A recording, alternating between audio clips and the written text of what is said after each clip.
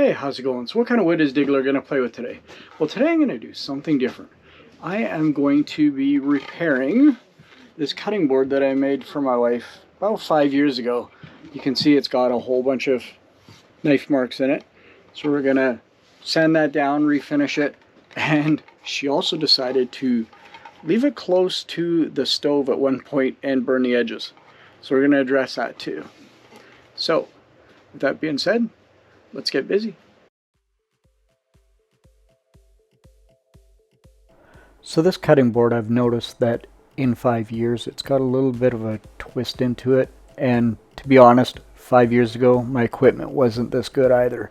So I'm going to flatten it on the CNC machine. Here I'm putting down some CA glue with some tape and some accelerator, gluing it down, and the hold is amazing.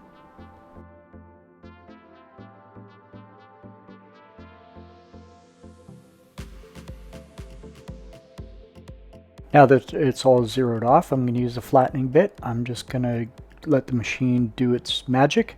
You'll notice this video, I haven't sped anything up. I did trim out some things in the middle, but I haven't done any speeding up of the machine, so you can actually see the speed in which the machine runs at.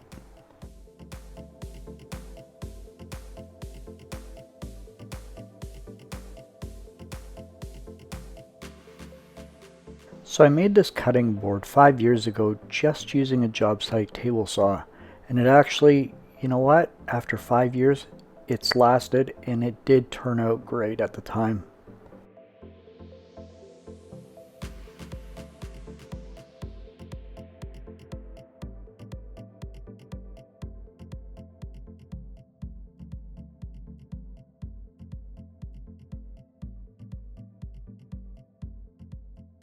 So how do you guys flatten your projects? Leave me a comment down below. I'd love to hear what you guys use to get everything nice and flat.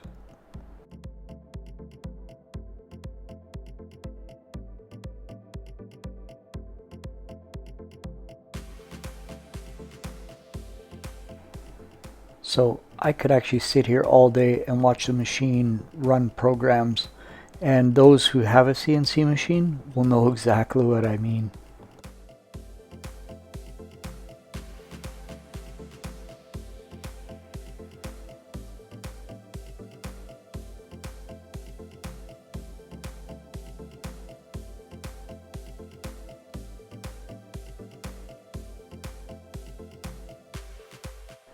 Do me a favor, if you like this video, please subscribe and give me a thumbs up. It definitely would help me a lot.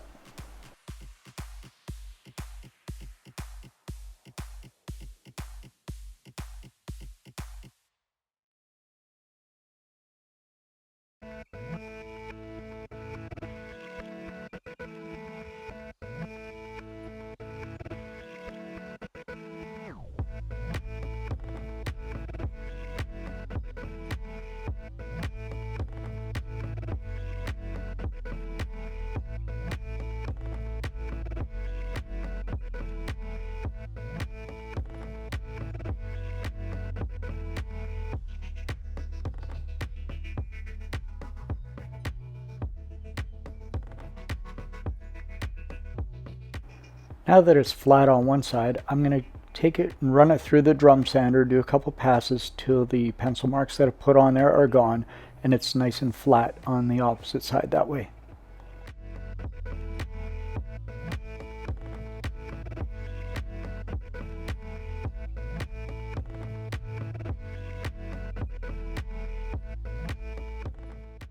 So when I originally made this cutting board, I chamfered the edges, and well, while it worked great at the time, I've decided to router in handles to make it a little bit more modern, makes it a little bit nicer, and just overall has a nicer finish.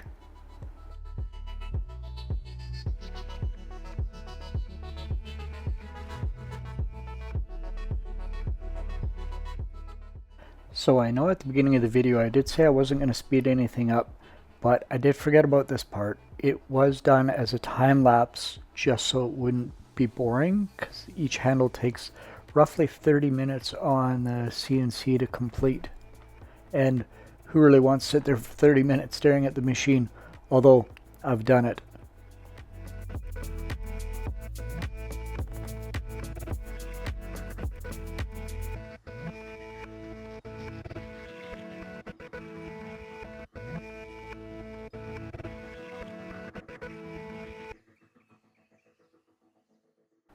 So, the part everybody hates as a woodworker, and that's sanding.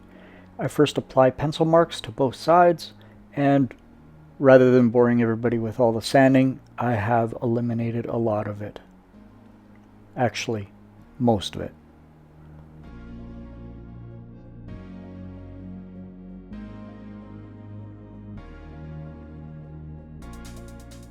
Here I'm going to use some water. I'm going to raise the grain. This makes all the fibers stand up on edge, and then afterwards I'll go back.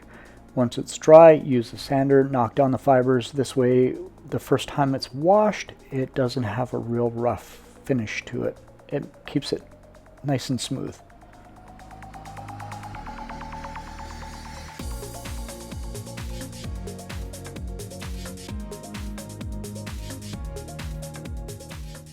Time for my favorite part, the dip in the mineral oil. This is where the board starts coming to life. All the grain of the wood starts to appear. Any of the colors start to really pop.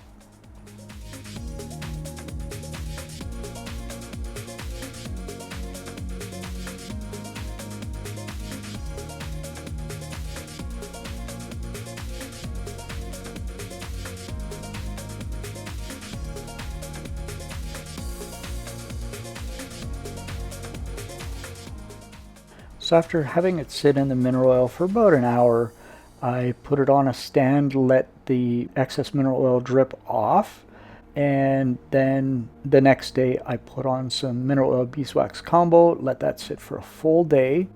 Then, as you can see, I will buff it off with a cloth and make it look all shiny and pretty. Here I'm going to put the feet back onto it that came off originally.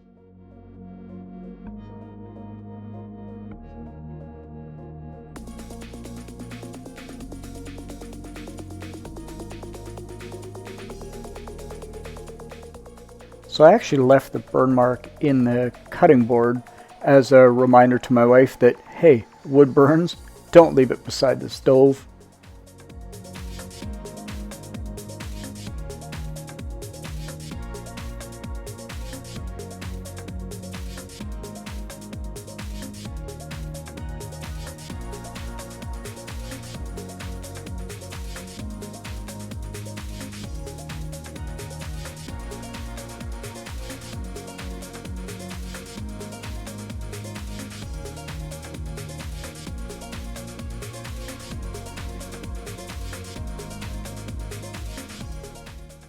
Time for a really quick glamour shot.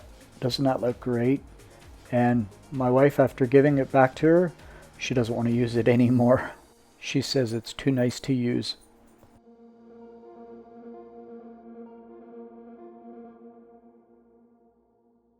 Until next time, Diggler out.